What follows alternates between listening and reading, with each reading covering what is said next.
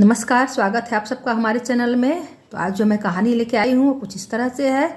एक सदगृहस्थ लोहार बहुत ही कुशलता से अपने परिवार का पालन पोषण करता था। उसके बेटे को निरर्थक खर्च करने की आदत पड़ गई। लोहार ने अपने पुत्र से कहा कि अगर तुम अपनी मेहनत से 4 चवन्नियाँ भी कमा के ले आओ तब मैं तुम्हें निरर्थक खर्च करने दूंगा।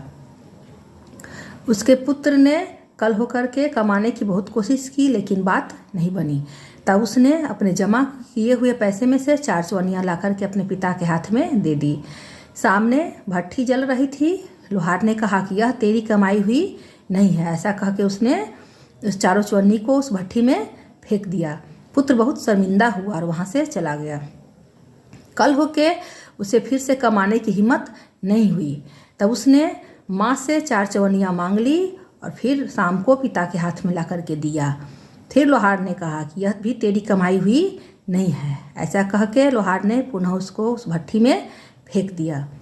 फिर अगले दिन लड़के ने कमाने के बदले कहीं से 4 चवन्नियाँ चुरा करके ले आया और पिता के हाथ में दिया। लोहार ने फिर से वही किया, यह तेरी कमाई हुई नहीं है। ऐसा कह के उसने फिर से उसे भट्ठी में फेंक दिया। अब उसके लड़के को यह पता चल गया कि बिना कमाए हुए कोई उपाय नहीं है। तब उसने जाकर के 2 दिन तक कठिन परिश्रम किया। तब जाकर उसे 4 चवन्नियाँ मिली।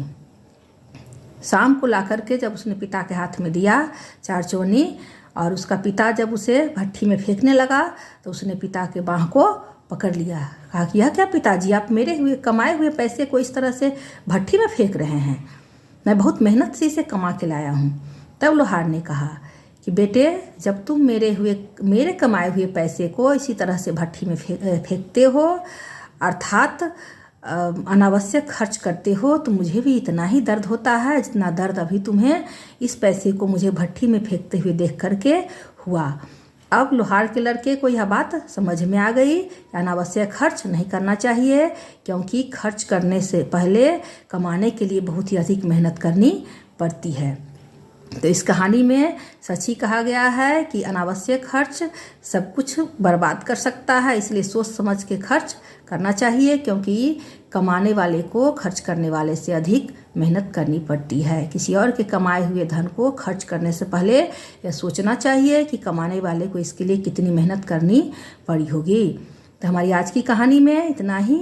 अगर कहानी अच्छी लगे तो लाइक करें, शेयर करें और इसी तरह की प्रेरक कहानियों को जानने के लिए हमारे चैनल को सब्सक्राइब करें। जय माता दी।